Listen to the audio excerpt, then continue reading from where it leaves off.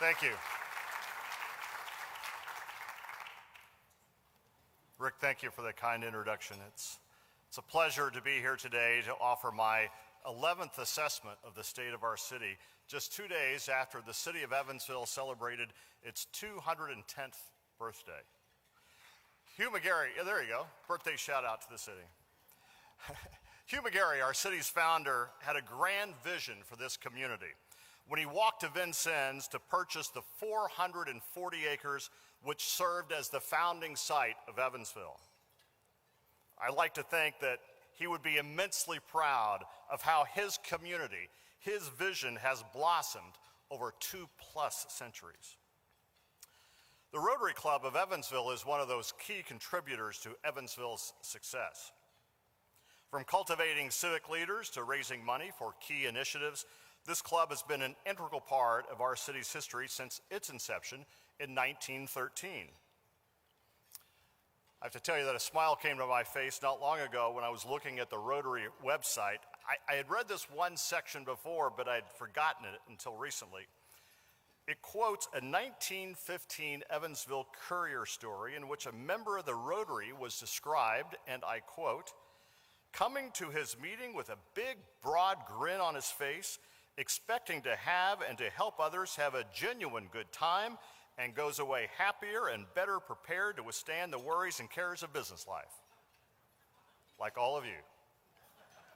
I hope in some small way that today's presentation will help you withstand the worries and challenges that we all face 107 years later.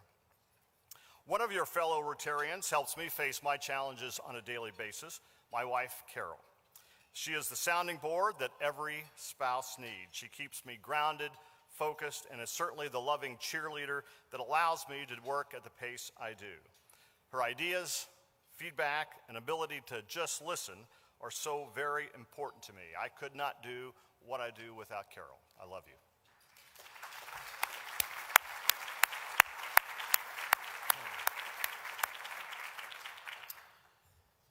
I have success, challenge, and opportunity to share with you today. During this presentation a year ago, you got an inside look at 3 large construction projects.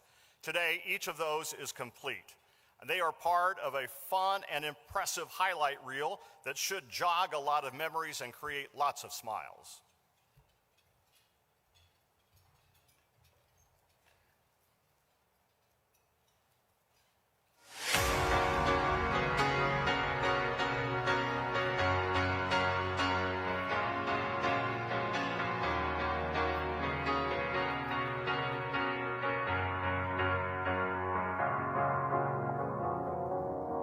Cause you're a sky full of stars. I'm gonna give you my heart. Cause you're a sky full of stars. Cause you light up the path.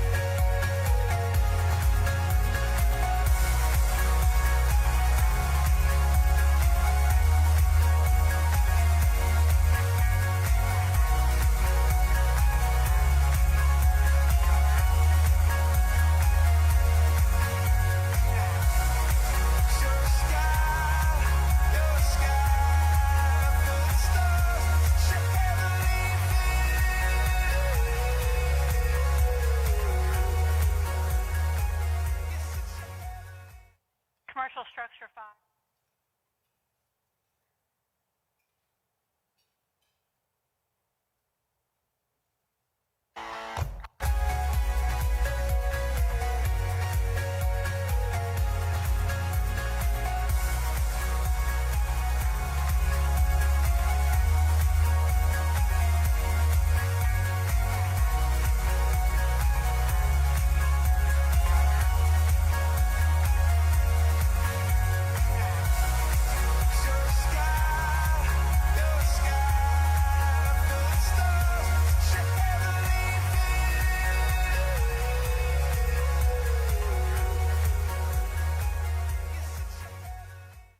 Commercial structure fire, Quint 8, Engine 10, Engine 4, Quint 17, Rescue 3, District 3, 1200 East, 2400 North.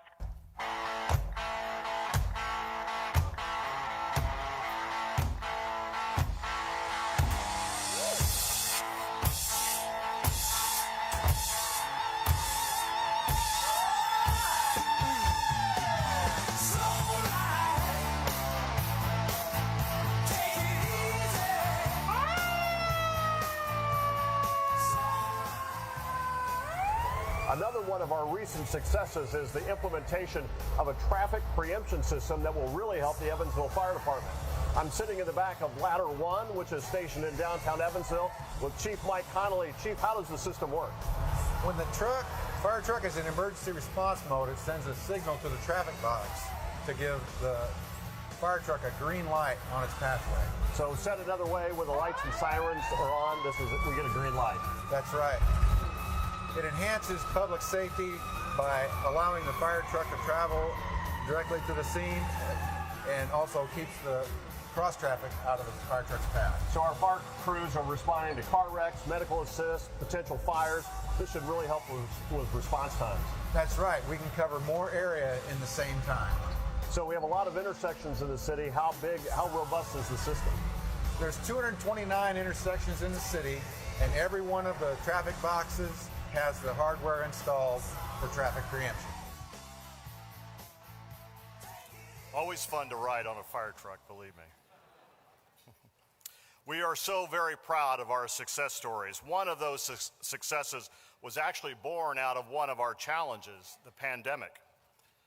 The COVID period exposed a glaring need here and around the country for the need for better access to the internet. Thanks to a state grant, we are now able to fill that need for more than 22,000 residents living in the Promise Zone.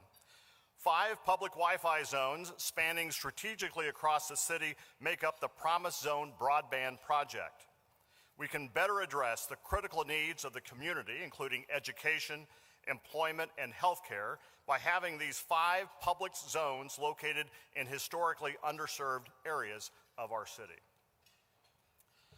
I think it's prudent that we consider COVID a challenge going forward, although no one can predict surges or variants. It's my hope that we have worked through the most significant COVID challenge, but we certainly mourn those who have died or who have been seriously debilitated because of COVID.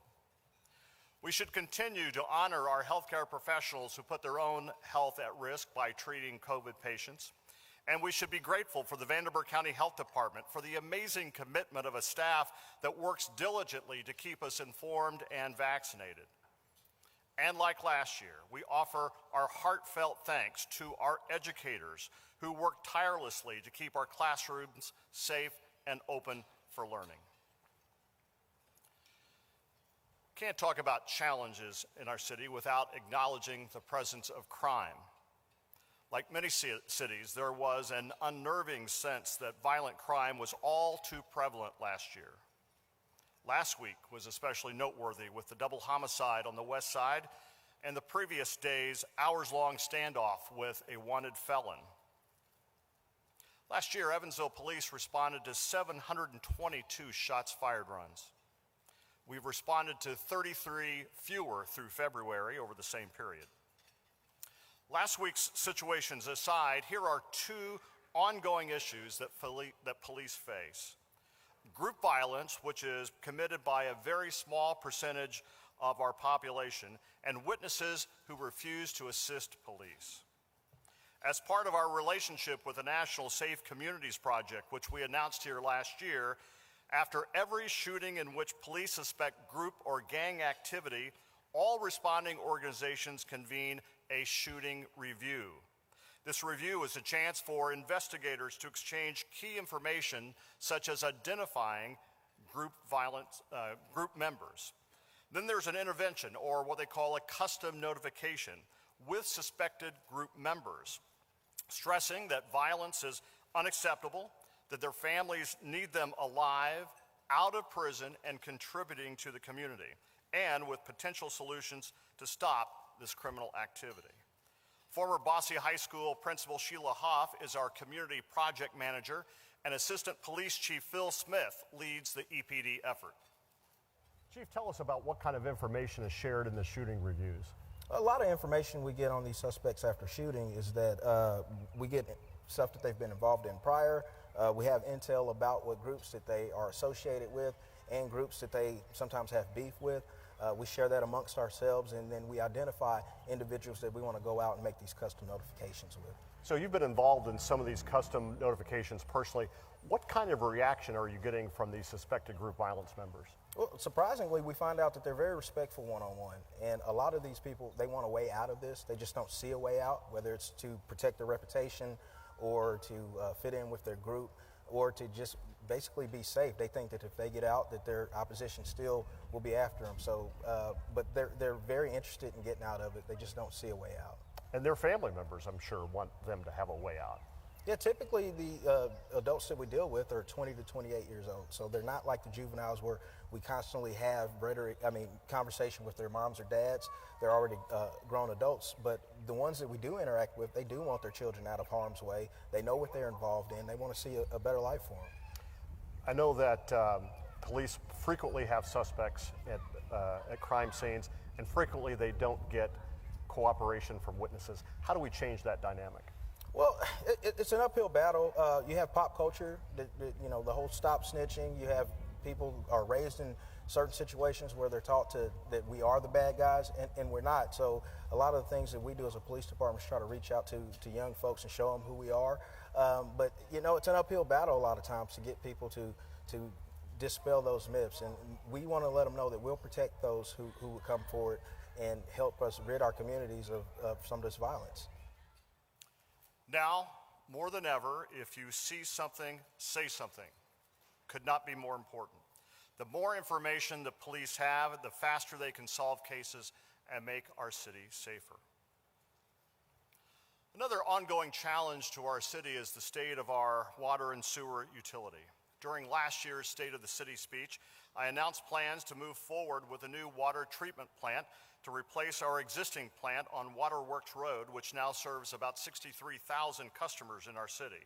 Construction on it began in 1894.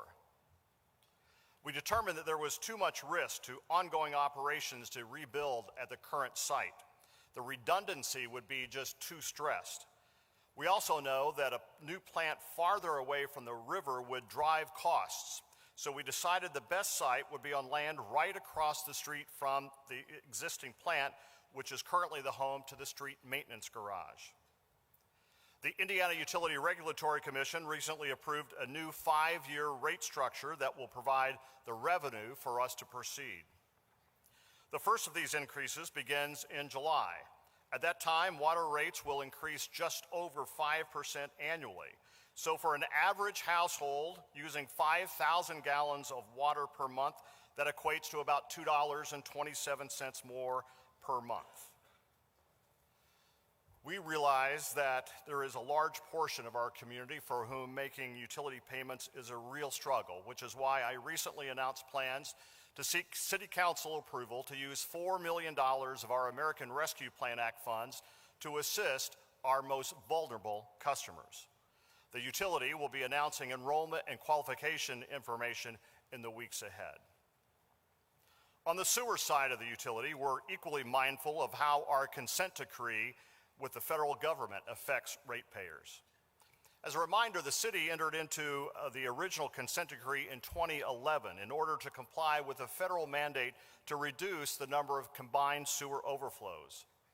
The decree was modified in 2015 to a 24-and-a-half-year, $729 million plan, and we've been working on it ever since. When project costs began coming in higher in the 2018 area, higher than original costs, we re-engaged our regulatory partners to seek further modification to the consent decree. Fast forward to March of 2020 and the start of an even weaker economy. That's it when, in consultation with the EPA and IDEM, we halted the planned sewer rate increases for 2021 and 2022. Recently, we announced there will be no sewer rate increase in 2023. Had we not begun negotiating for modifications with our federal partners when we did, by the end of 2023, sewer bills would be another $16 a month higher or $192 more a year. We're still waiting to see if we will be granted an additional 2-year pause extending through 2025. Regardless of that decision, we must move forward with some must-do projects to maintain the basic effectiveness of the sewer system. That will require some increases by the end of 2025. The rates will be, but the end of 2025, the rates will be $20 less per month than the original plan required. During this pause, we will propose changes to the existing consent decree that will hopefully result in a modified implementation schedule as well as more manageable rate increases. Our goal has always been to ensure a viable utility for future generations, which means safe, reliable drinking water and significantly fewer combined sewer overflows, all with a keen eye toward affordability. The challenge of maintaining our parks has been brought into greater focus in the last several months. We've changed the direction of the department. Deputy Mayor Steve Schaefer is also serving as the interim parks director, and I will tell you he's doing an amazing job. Completing the Deaconess Aquatic Center was job one, but also in the last 8 months, our rebuild of the Parks Department has included implementation of new internal financial controls, establishing new protocols with the Evansville Parks Foundation, improving internal communication, developing new forms and procedures, conducting an inventory of land use agreements, restructuring staff, conducting a facility needs assessment.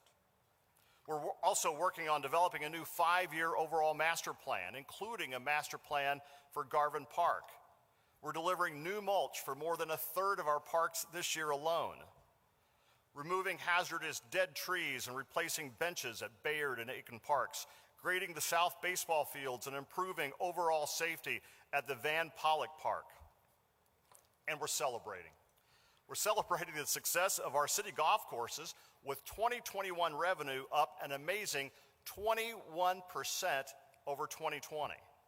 And dramatic increases in admission and events at Swander Ice Arena. Actually, public skating was up 81% last year over 2020, which gets us back to the pre-pandemic level at Swander. All really good news.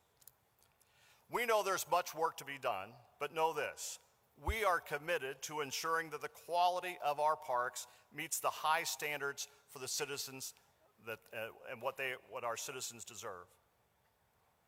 Looking at the long list of projects we've completed, there's one that's noticeably absent: Roberts Park.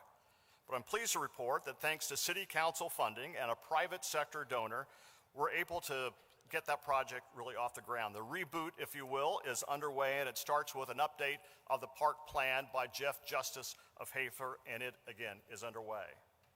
The first work will be the build-out of the park's infrastructure, like roads and utility placement.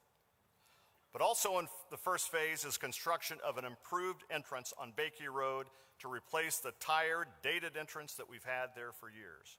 We're very excited to get going on Roberts Park, and we anticipate a fun new announcement in the weeks ahead, so stay tuned. We also have an economic development challenge: air service. Airlines have paused our service to and from Chicago and Detroit. This began during one of the COVID surges. Leisure travel is leading the airline recovery, but slow business travel, pilot shortages, and fuel costs have prompted carriers to reduce service here and in cities across the country. This represents an enormous challenge for our business community, which relies on convenient and affordable air service for customers and vendors. Airport Manager Nate Hahn is working diligently with the airlines, our local business leaders, and the state to ensure these badly needed routes are returned sooner rather than later. Keep this in mind. Airlines are adding planes and flights where passengers are flying out of. They don't care about your home zip codes, just which airport you choose. And I know it may be difficult now, but whenever possible, I encourage you to fly EVV first. So the challenges we face are not insignificant, but we also have opportunities that will perpetuate our city's positive progress. 4, 3, 2, 1.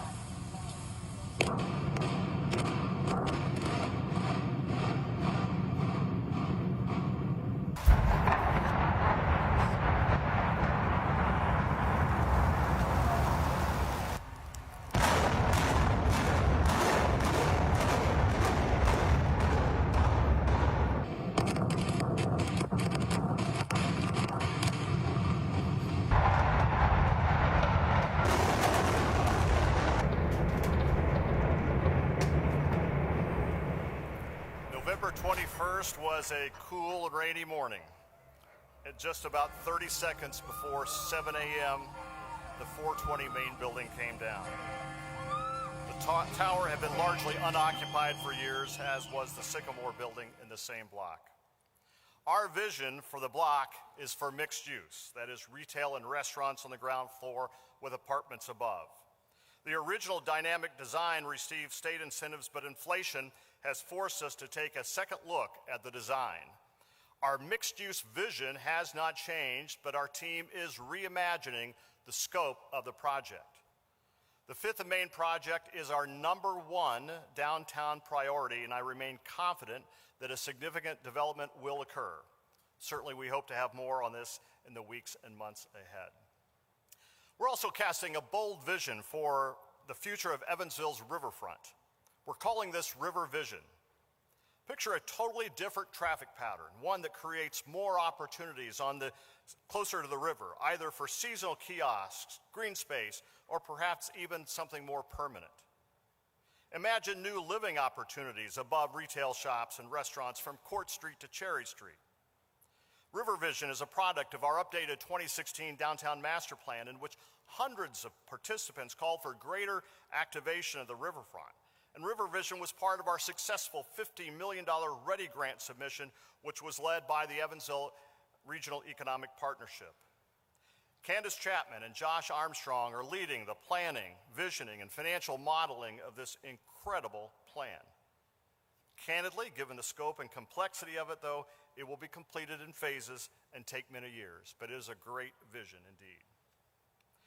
When the weather is nice, certainly the riverfront is one of the places to be in Evansville. Just look at the overwhelming success of Mickey's Kingdom.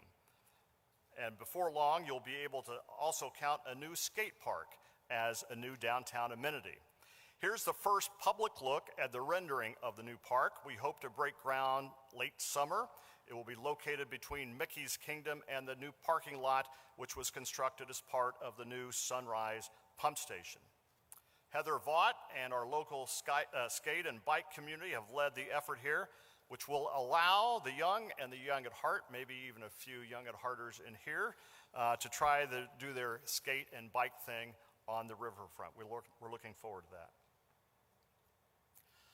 One of the great opportunities for our city is what will come from the $64.4 million in American Rescue Plan money. I'm grateful that the City Council endorsed our plan to make a significant investment in mental health. The Council's unanimous vote to appropriate $10 million for Southwestern Behavioral Health to create 2 new services, which currently do not exist here, is the foundation to an unprecedented level of future care.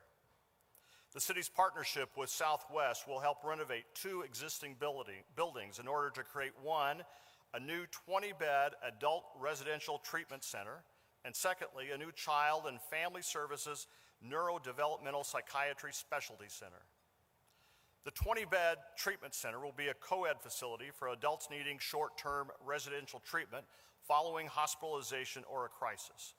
The location for this much-needed service is on downtown property owned by Southwest. The new Children and Family Service operation will allow for children and adolescents with dual diagnoses to have a local treatment option. This will be located in a building on South Green River Road. We're working with other mental health service providers to relocate to this facility so they can partner with Southwest to create an unprecedented level of professional collaboration. Yeah, well, it's a huge investment in the mental health of our community. It's a huge investment to stand up programs that currently don't exist, huge gaps of services. We have family members that are waiting 8, 9, 10, 12 months for services right now that are needing the complex care that we're talking about here. So that means, we're going to be able to have this treatment environment for people that doesn't exist or is very few as far as resources go. So it means that people are going to get rapid access to the care they need and the support that they need. And then with adults, it means that we're standing up a program that currently doesn't exist. So it's filling a gap for those that are in the hospital and maybe not quite ready to go home, or those that need significant intensive services but don't meet hospital criteria. Council also approved our request for startup operating funds for the Evansville Diversion Center, which is housed at the United Caring Services in downtown Evansville.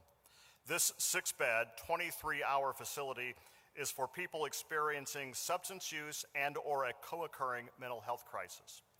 This facility will allow frontline intervention in order to divert people away from unnecessary hospital visits or the county jail. Conservatively, UCS anticipates serving 250 people each year, representing a savings of $4.5 million. I think a key to our success will be, and Southwestern will be doing this exact same thing, is this idea of motivational engagement. It's one of the things we learned early in this process to make it work, is that our job here is always to be excited to see the person happy.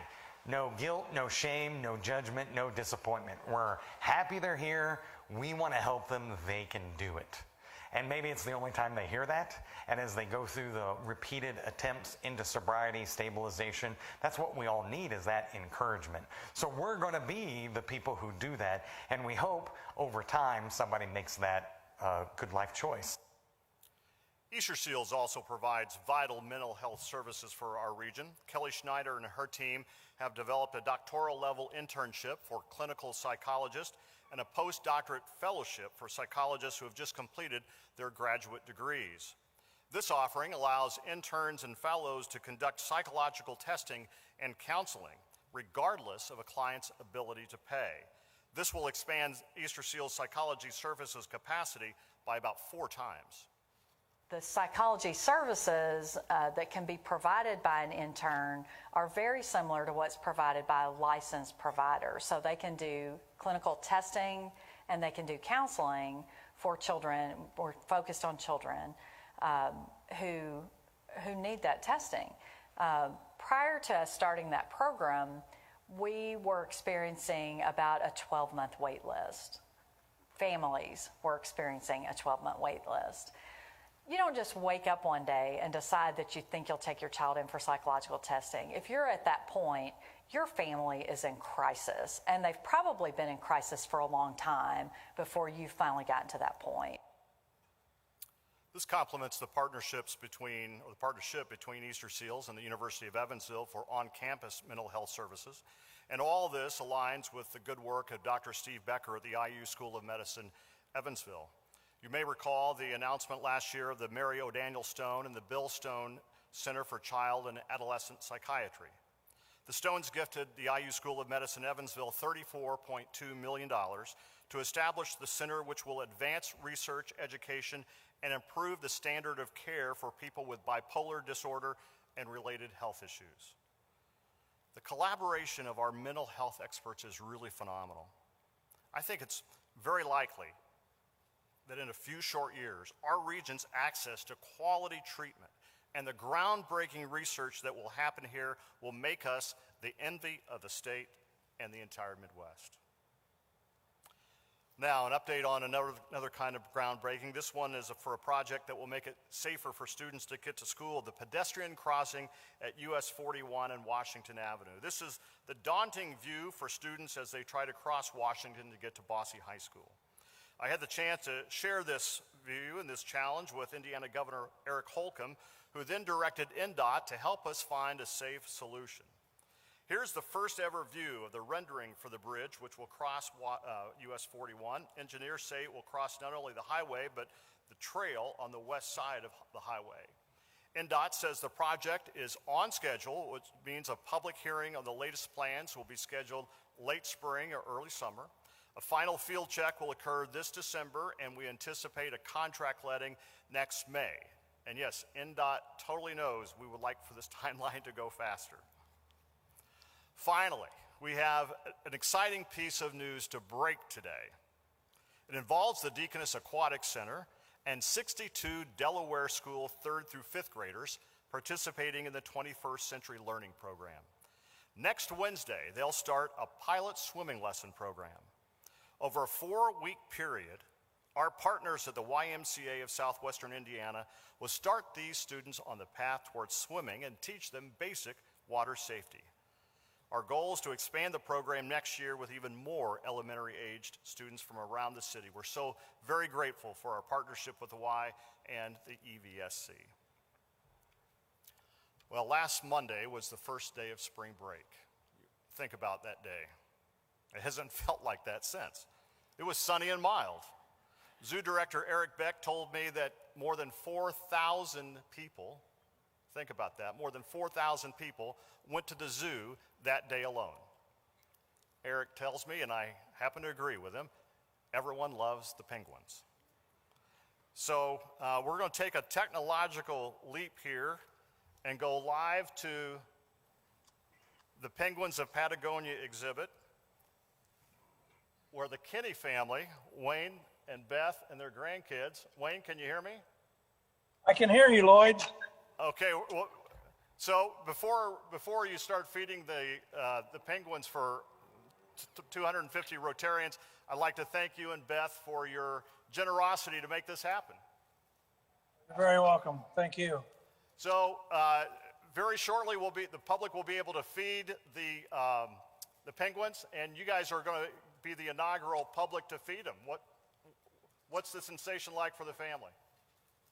They're having fun. They tried to taste test the fish. They did not give it a high review. I thought I was going to be able to swim with the penguins, but I found out that that's not offered either. So they're now feeding the penguins. So what's on the menu, Wayne? I don't know. Hey, Allison, can you show him what's on the menu? Can you hold up the fish? That is smelt. Okay. It is. So very shortly, everyone who comes to the zoo and experiences the penguin exhibit will have the chance to feed the penguins. Wayne, have you fed them yet, Wayne? I have not yet. You're letting the kids have all the fun? Exactly. It is a great event, though, and it's going to be a really attraction for people to come out here and be able to get this close to the penguins. Just a great exhibit. They built it so we could feed the penguins. Wayne, I'd like to see you throw some smelt in there, buddy. Here he goes.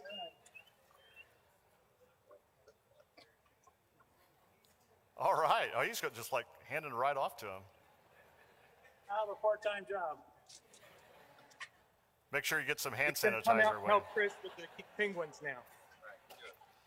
Wayne, thank you again for your generosity, for you and Beth and your family. I appreciate you guys are such great zoo supporters, and thanks for taking a little time out of your very busy day to come out and have a little fun with us.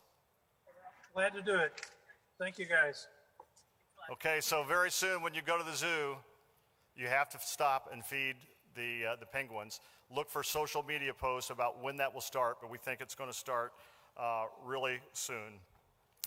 There's a tremendous sense of excitement at Mesker Park Zoo, as there is across our city. My friends, the state of our city is strong, and the sense of anticipation for the next big event or project is palpable. We're the third largest city in Indiana, and we're playing like it. And I'm so grateful to have one small part of Evansville's dynamic time in history. Thank you, and may God bless the city of Evansville.